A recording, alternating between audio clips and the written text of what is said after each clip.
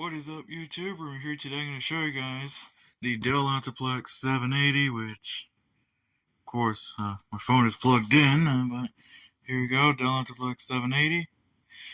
Now, let's talk about this computer. Now, I got this thing at the junkyard last year in June 2022, and ever since I got it, I never actually gotten a chance to make a video on this one because honestly I had to do like other stuff, which includes lots of trips, and of course with those laptops coming in, which includes the IBM ThinkPad and the Dell Latitude, which I did both videos on. Never got a chance to work on this one, so now here it is. I'm finally going to do that, so let's begin. Now let's go through a bit of a backlog. If you remember my Dell OptiPlex 755 video, which I'll have a link in the video description if you want to watch this one. It's very similar in design, except it has an older generation processor. This one is from 2009, 2010. Well, the date code actually says 2010, as you'll see on the bottom. Which, of course, you're not going to see it right now, but this thing was one of the last computers to be ever made, as the 790 would come in a different form. You got a different design and a newer processor, so this computer is from 2010, like I said, and of course, with the only minor changes being the RAM being DDR3 instead of DDR2. It came with Windows 7 instead of either Vista or XP, though you could actually run XP on this. I have seen, remember as a child, I can definitely vouch for, I have seen some Dell OptiPlex 780s run Windows XP, which, like I said, I can actually tell you this personally. And, whenever I see one of these, you know what, I would consider getting one of these if I ever have a chance. So here it is, Dell OptiPlex 780. Like I said, let's go to the backlog. Now, in this generation, of course, you start off with the GX 520, later the GX 620, and then you move over for the OptiPlex 740 or 745, the 740 being the AMD version, the 755, the 760, and now the 780, and there is an AMD version of it, the OptiPlex 580, which also uses an AMD processor. So without further ado, let's begin. So on the front, you'll see the OptiPlex 780 designation, and then you also have a DVD burner, which is actually cool, so you can burn DVDs on it, or rewrite CDs or DVDs, or whatever you want to call it. This is where you would put in your memory card, or maybe a floppy drive if you were lucky. Sadly, this thing does not support floppy.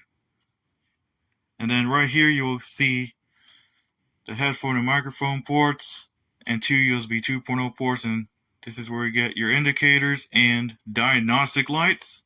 And right here's the power button, Dell logo, and here you would have had stickers for an Intel Pentium or an Intel Core 2 Duo or Core 2 Quad if you had one, and Windows 7.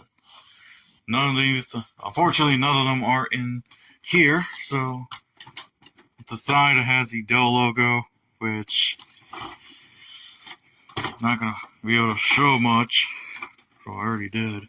And then on the back, you'll see the power supply, two audio ports, which includes line out, line in, and microphone, 6 USB 2.0 ports. It's too early for 3.0 at the time. Ethernet, VGA, serial, parallel, and then right here you got eSATA and DisplayPort. So theoretically, you can actually hook up to 2 displays without the graphics card. Well, of course, there is a graphics card here, so we can't use those connectors. The graphics card has to be taken out. If you use the onboard graphics, it's going to have the Intel Q45, I think, or something like that. It's been a while since I actually ran this thing off camera. And right here, there is a graphics card, the NVIDIA Quadro 600, which has DVI and DisplayPort. Now, I don't have the DVI cable in here, but I do have an adapter that will convert DVI into VGA. So that's kind of cool. So I don't have to go through getting a DVI connector, which is sitting somewhere in the house. Which, by the way, we now have a new landlord, so but I'm not going to tell you that. So now, let's get through the specs. So this one has an Intel Pentium. It's been a while since I last ran this. I think it's an E5400 or something. We're going to find out once we boot into Windows. And don't remember the speed. It's been a while since I last ran this thing. This one has 4 gigs of DDR3 10600 or 1066. And this one has a 1 terabyte Western Digital 3.5-inch SATA-II hard drive. So I think you could be able to put a SATA-III SSD or a SATA-III hard drive if you were lucky. It's obviously too early to actually put in a PCI SSD connector, well, PCI SSD card rather, where you can actually put M2 drives in there, but this one does not support M2, and is running Windows 10 Pro version 1909 64-bit. So there you go. This thing was designed for Windows 7, and you could get downgrade rights for Windows XP. So there you go. Well, I'm going to go ahead and pause the video. I'm going to get everything set up, so I'll be back. And one thing to mention before I go ahead and power it up is the top, which has an asset tag, which of course is covered by this Metro thing right here. And the Windows 7 product key, which can be used to activate Windows 10, which I should probably go and focus on. This thing is so retarded. And of course you have a Kensington lock and a release switch to open up towards the internals, which comes from that side. Okay, now that I already talked about it, oh, and it also has the service tag and express service code. So now, let's go ahead and power it up. So, as UXW Bill says, smoke test!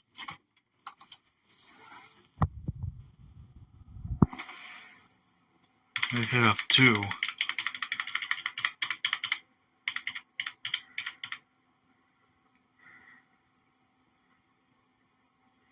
Okay, I'm going to do an IDE configuration.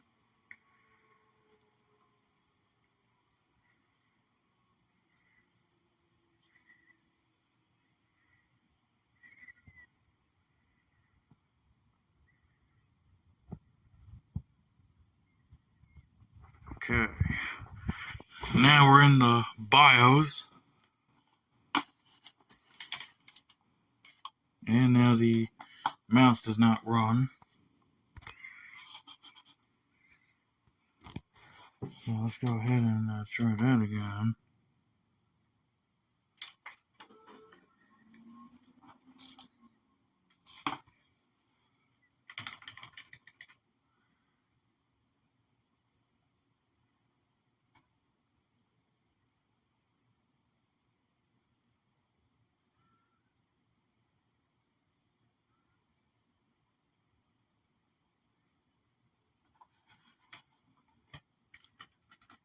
Still no mouse. I can use the keyboard, but I think we can go ahead and use the keyboard. It's running A04 for the processors, an Intel, yep, I was correct, an Intel dual-core E5400, running at 2 megabytes of cache. Yeah, another one of those jokes. Like I said, I can't use the mouse, unfortunately, unless I may have seated it incorrectly. Let me see what's going on.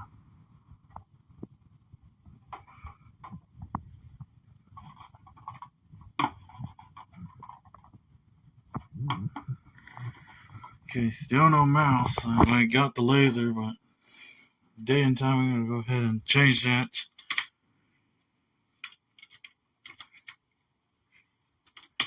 Okay, it is 07 dash. Oh no, I can't get it to work. There we go. 16 23, and this is 07 50.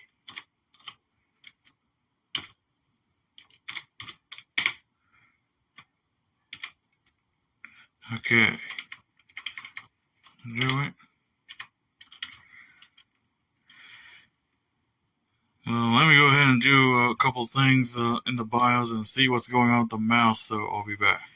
Okay, after a restart, the mouse finally works. Just had to do that reset. I did make sure I changed that to HDI, obviously because RAID is not going to work. So I want to make sure that is changed, so I can boot into Windows 10. Pretty much everything else I don't have to do. Virtualization, I just usually have it disabled. So that's pretty much all I can show you. Go to System Logs and go to BIOS Events. You can see some errors that you'll see here. Chassis intrusion, CMOS battery failure. And by the way, this battery is already dead, so you might need a new CMOS battery. So, yeah. Let's go ahead and boot into Windows.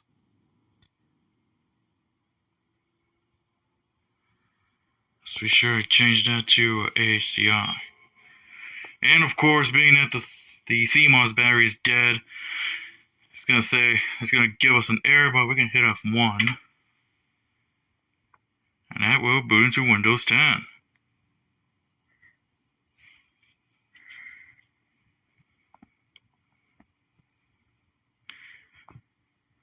Now again, this is designed for Windows 7.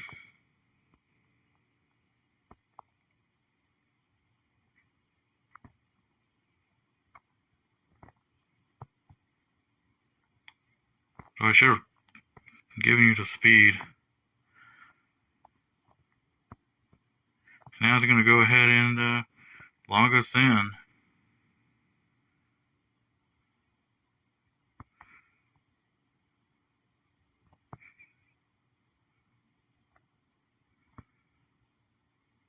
Might have to do one of those optimization guides soon. But here we are. We're in Windows 10. Well, Windows 10 Pro 64-bit. So it might take a while to maybe boot up the system.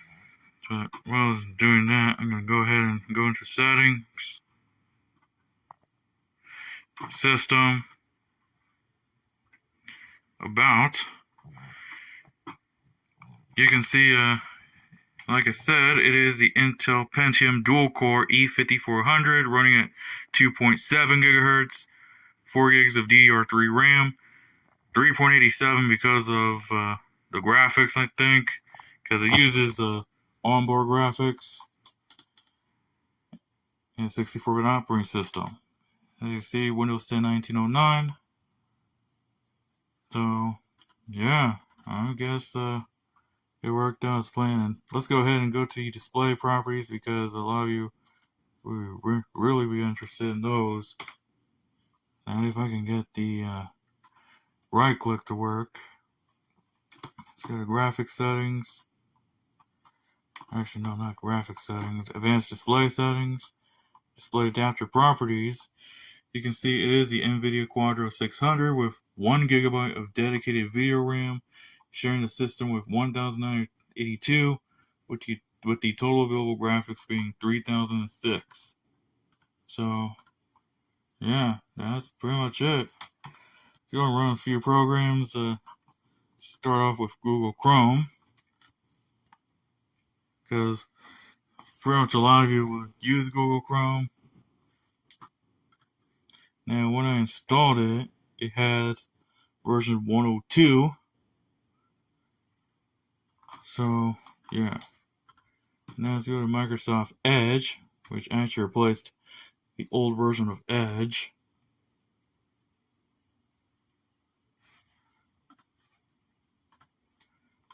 And this one's running Edge 95. And now let's go to CCleaner. As you can see, we got CCleaner installed. It also gives us the specs. Running CCleaner 5.76. Went to USB. Oh, I should have given you guys the programs that were installed. Here it is. Now let's go to Spacky, so we can see the actual specs.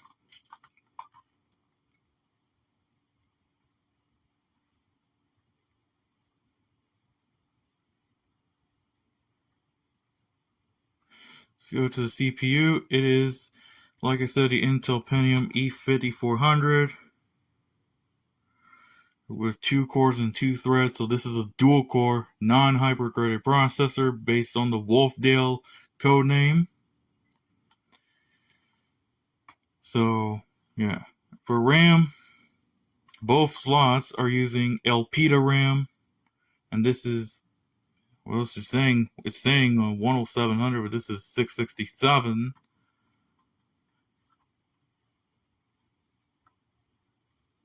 And then for the motherboard, nothing super special, it's just a Dell motherboard, and this is the Intel Q45, Q43 chipset.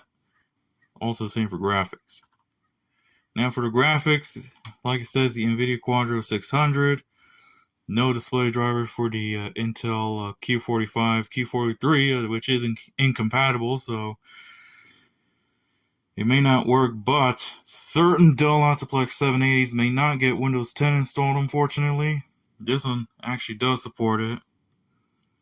And of course, the Quadro 600 does support Windows 10, with the last version being done in 2016, or released in 2016 rather. Storage, like it says, the 1 terabyte Western Digital hard drive, and this is, like I said, a SATA-III. Oh, this is SATA-III? I didn't even notice that.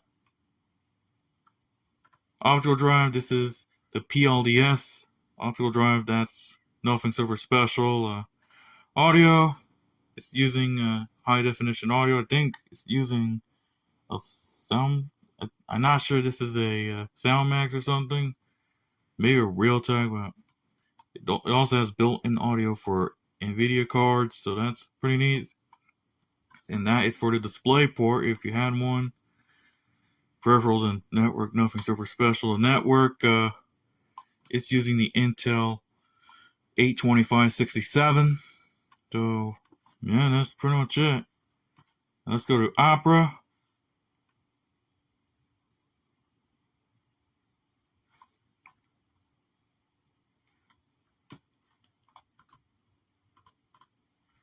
And we can go ahead and go to settings, Opera help. Actually, no, because actually, you know what? You're gonna have a trick I can do here. If I type in Opera about, it's running version 74, and since I'm running Windows 10, we can get future updates. So that's pretty neat. And then Firefox, which I'm not sure if you know, but Firefox 115 is the last version of Firefox to support Windows 7, 8, 8.1, Server 2012, Server 2016, and also Server 2008 R2. As you can see, we're running Firefox 101. So, yeah, that's pretty much it. Let's go to the programs, which can be done by going to the control panel and clicking on Programs and Features. I have installed 7-Zip, C-Clear Defraggler, Chrome, Edge, Firefox, all the NVIDIA drivers, Opera, Speccy, and Win2USB. So pretty much not much to talk about. I should have shown you 7-Zip, and they have released a new version. So let's go to 7-Zip 16.04. As you can see, there you go.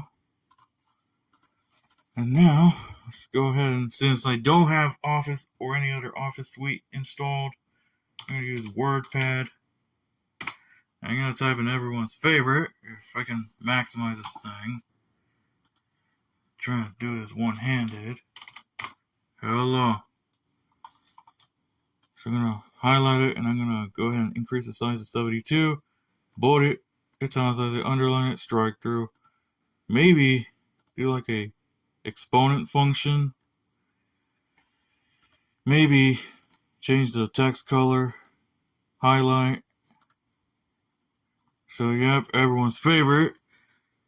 Yeah, it looks kind of boring, but here you go. I'm gonna go ahead and save it. So that's pretty much it. Because I don't have any other programs that I can think of. Because all I got is just nothing but bull crap.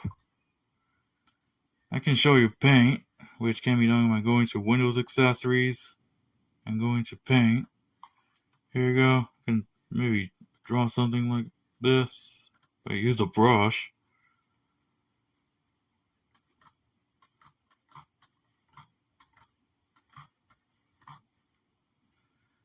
Yeah, that's pretty much it. Same exact thing I did in WordPad. I'll go ahead and also not save that. So, anything else I need? We have Internet Explorer, but we're not going to bother using Internet Explorer since now it's retired. I think that was pretty much it. Just not much I can think of. But I should have shown you Defraggler, so let's open that up. Disk health is good. And now there's one more thing that I gotta do, and I have to go and pull out a flash drive for this to work. It's further away, so let me go ahead and pull out a flash drive that has CPU-Z on it. And I'm gonna go ahead and plug it in so I can benchmark it for you guys before I forget. Not gonna see it correctly, but at least it does work. Let me find that CPU-Z executable and running 64-bit.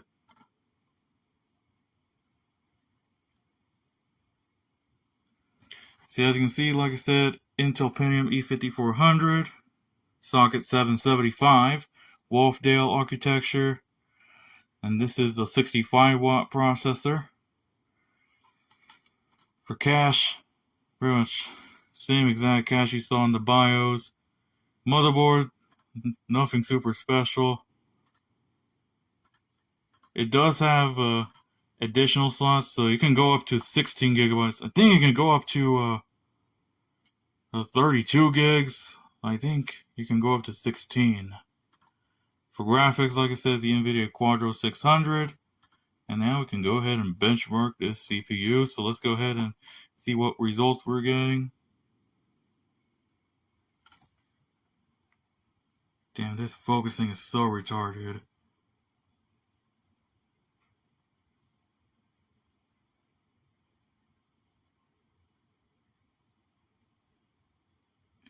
As you can see, the multi-thread is 364.4 and the single thread is 184.8. So pretty good compared to all the other processors, such as this Intel Core i7-6950X. Maybe I can compare it to an AMD Ryzen.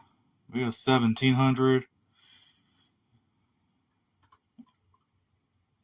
And maybe AMD A10, 7850K. And the closest member, the Intel Core 2 Duo E8500, which has a bit of a similar result, but is a great CPU overall. Just don't expect some gaming. You can try to do light gaming on this, but I don't really recommend playing games on this. Just heavier games that I would not recommend. So there you go. And with that, I'm gonna go ahead and let me go ahead and eject the flash drive.